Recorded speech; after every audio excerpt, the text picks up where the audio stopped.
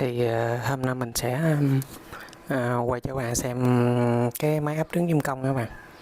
Đây là máy ấp trứng chim công. Thực ra đây là máy ấp trứng gà nha các bạn. Mình sử dụng để ấp trứng chim công.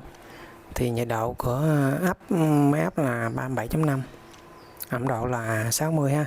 Thì cái máy này thì khoảng 45 phút 60 phút thì nó đảo một lần ha.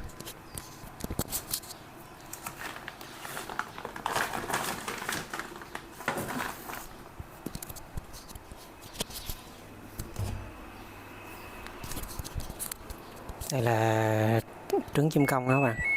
Đó. Đây là trứng chim công. Mình sẽ cho nó đảo cho các bạn xem ha.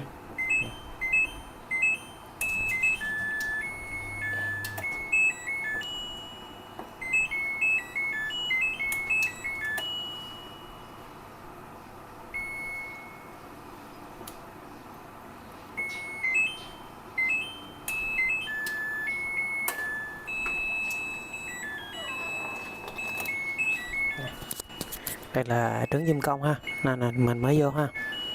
Đó. Trứng chim công.